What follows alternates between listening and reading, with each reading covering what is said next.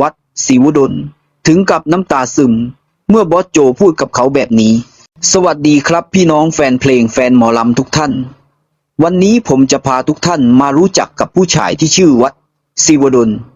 หัวหน้าวงหมอลำสาวน้อยลำเพลินโชว์โดยมีบอสโจและเฮียหน่อยเป็นเจ้าของวงเมื่อคืนที่ผ่านมาภายในโดมใหญ่ของคณะสาวน้อยเพชรบ้านแพงโดมที่มักใช้สำหรับการแสดงของวงใหญ่แต่คืนนี้มันกลายเป็นเวทีซ้อมของวงรุ่นน้องวงที่กำลังเติบโตอย่างเงียบๆสาวน้อยลำเพลินโชว์เสียงเครื่องเสียงเริ่มเปิดขึ้นทีละชิ้นทีมแดนเซอร์อบอุ่นร่างกายทีมดนตรีจูนเสียงเบสเสียงกลองไฟบนเวทีค่อยๆสว่างขึ้นทีละดวงกลางโดมมีชายคนหนึ่งเดินถือไมค์ตรวจทุกจุดด้วยสายตาจริงจังเขาคือวัดศิวดลผู้ดูแลคณะสาวน้อยลำเพลินโชว์คนที่บอสโจไว้วางใจให้สารต่อความฝันของหมอลำรุ่นใหม่เบสดังขึ้นอีกหน่อยเดอแดนซ์ตรงกลางขยับนิดหนึ่งทีมแคนรอจังหวะสัญญาณผมก่อนเดอเดี๋ยวมันซ้อนกันทุกคนตั้งใจไม่มีเสียงบ่นไม่มีใครย่อท้อเพราะทุกคนรู้ว่าพวกเขากำลังซ้อมต่อหน้าเจ้าของคณะใหญ่ที่นั่งอยู่มุมโดมอย่างเงียบๆนั้นคือบอสโจเวลาผ่านไปกว่า2 ชั่วโมงเสียงเครื่องดนตรีเสียงร้องเสียงแดนเซอร์ผสมกันอย่างลงตัวการซ้อมเริ่มสมบูรณ์ขึ้นทุกนาทีบอสโจนั่งมองอยู่เงียบๆสีหน้าเต็มไปด้วยความภูมิใจและในช่วงที่เพลงสุดท้ายจบลงเสียงของเขาก็ดังขึ้นวัดทุกคนหยุดทันทีเสียงพินเงียบเสียงกองขางทุกสายตาหันไปที่บอสโจเขาพูดต่อด้วยน้ำเสียงอบอุ่นหนักแน่นเต็มไปด้วยความจริงใจพ่อดีใจหลายที่เห็นลูกทำได้ขนาดนี้ทุกจังหวะทุกเสียงทุกการซ้อมพ่อเห็นความตั้งใจเห็นความรักในหมอลำของวัดวันนี้วัดคือหัวใจของสาวน้อยลำเพลินโชว์ของจริงเสียงเงียบก้องในโดมไม่มีใครขยับทุกคนฟังเงียบๆแววตาของลูกวงหลายคนเริ่มแดงเพราะพวกเขารู้ดีว่าคำพูดแบบนี้จากบอสโจไม่ได้พูดบ่อยวัดศิวดลนั่งนิ่งเขายกมือไหว้พร้อมพูดเสียงสั่นขอบคุณครับบส.ผมแค่พยายามทำให้ดีที่สุดให้คณะนี้ไม่เสียชื่อสาวน้อยครับเสียงปรบมือเบาๆดังขึ้นทั่วโดมแดนเซอร์บางคนยิ้มทั้งน้ำตานักดนตรีบางคนพยักหน้าเบาๆด้วยความซึ้งบอสโจพูดเบาๆว่าจำไว้นะวัดหมอลำไม่ต้องแข่งกับใครแข่งกับใจของตัวเองก็พอและคืนนี้วัดชนะใจทุกคนในโดมนี้แล้วทั้งวงเริ่มซ้อมต่ออีกครั้งแต่บรรยากาศในโดมไม่เหมือนเดิมอีกต่อไปทุกคนมีแรงมีใจและมีศรัทธาเพิ่มขึ้นเพราะรู้ว่าคำพูดของบอสโจ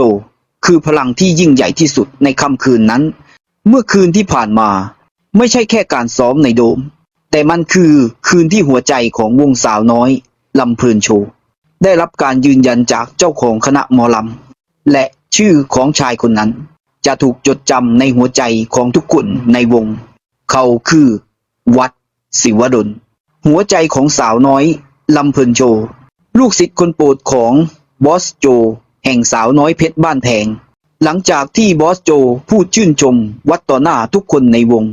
การซ้อมยังดำเนินต่อแต่บรรยากาศไม่เหมือนเดิมอีกต่อไปมันอบอุ่นเต็มไปด้วยแรงใจและความภาคภูมิใจของทั้งวงสาวน้อยลำเพลินโชว์หลังจากที่บอสโจพูดชื่นชมวัดต่อหน้าทุกคนในวงการซ้อมยังดำเนินต่อแต่บรรยากาศไม่เหมือนเดิมอีกต่อไปมันอบอุ่นเต็มไปด้วยแรงใจและความภาคภูมิใจของทั้งวงสาวน้อยลำเพลินโชว์หลังจากคำพูดของบอสโจจบลงความเงียบในโดมยังคงอยู่ต่ออีกนานหลายวินาทีไม่มีใครพูดไม่มีใครขยับทุกคนเหมือนกำลังเก็บคำพูดนั้นไว้ในใจแสงไฟบนเวทีค่อยๆเปิดเพิ่มขึ้นเสียงเครื่องดนตรีเริ่มกลับมาแต่ครั้งนี้จังหวะไม่เหมือนเดิมอีกแล้วทุกเสียงเต็มไปด้วยพลังที่มาจากข้างในทีมดนตรีเริ่มเล่นอีกครั้งแดนเซอร์ เริ่มเข้าท่าด้วยรอยยิ้มและที่กลางเวทีนั้นวัดศิวดลยังคงยืนอยู่มือเขายังถือไมค์ไว้แน่นแต่หัวใจของเขากำลังเต้นแรงกว่า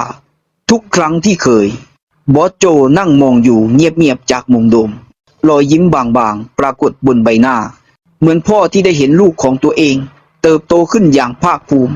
เขาหันไปพูดกับทีมงานที่นั่งข้างๆเบาๆว่าวัดเขาเกิดมาเพื่อสิ่งนี้จริงๆไม่ใช่เพราะเขาเก่งที่สุด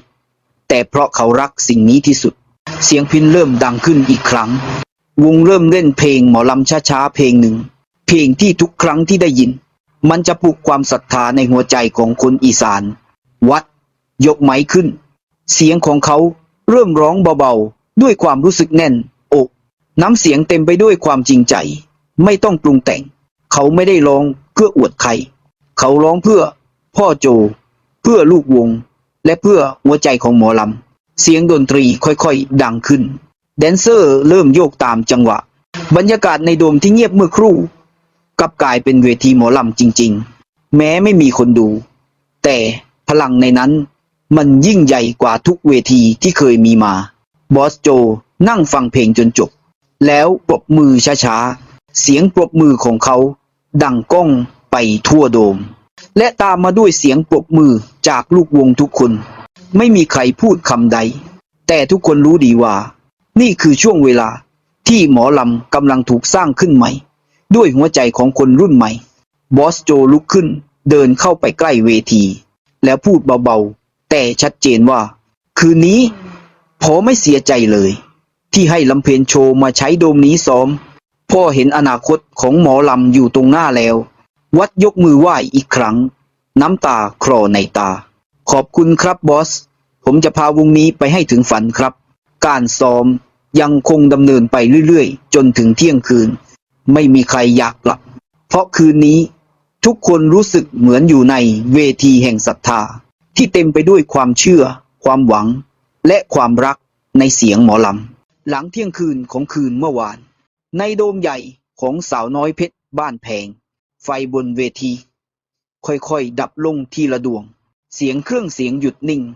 เหลือเพียงเสียงลมที่พัดผ้าใบโดมไหวเบาๆสมาชิกของวงสาวน้อยลำเพลินโชว์บางคนเก็บเครื่องดนตรีบางคนนั่งพิงเวทีเหงื่อยังเปียกเต็มหลังแต่ทุกคนมีรอยยิ้มที่บอกได้โดยไม่ต้องพูดว่าคืนนี้เราทำดีที่สุดแล้วบอสโจกลับไปพักแล้วแต่คำพูดของเขายังคงดังก้องอยู่ในใจของทุกคนหมอลำไม่ต้องแข่งกับใครแข่งกับใจของตัวเองก็พอวัดศิวดลเดินออกมาที่กลางเวทีอีกครั้งเขาไม่ถือไม้ในมือมีเพียงไฟสลัวจากมุมโดมที่สะท้อนเงาเขาไว้บนพื้นเขามองลูกวงทุกคนที่นั่งกระจายอยู่รอบเวทีแล้วพูดด้วยน้ำเสียงเรียบแต่แฝงพลังอย่างน่าประหลาดพี่น้องคืนนี้พวกเขาไม่ได้แค่ซ้อมดนตรีแต่เขาซ้อมหัวใจเด้อเสียงในโดมเงียบลงทุกคนหันมามองเขาเมื่อพ่อโจพูดคำชื่นชมเมื่อกี้ผมบอกตรงๆว่าผมเกือบกลั้นน้ำตาไว้เบาได้ผมดีใจที่สิ่งที่เขาทำมันไปถึงใจของพ่อโจเขาหยุดพูดไปครู่หนึ่งสายตาทุกคู่ในโดมจับจ้องมาที่เขาไม่มีใครขยับไม่มีใครหัวเราะเพราะทุกคำพูดนั้นมาจากใจจริง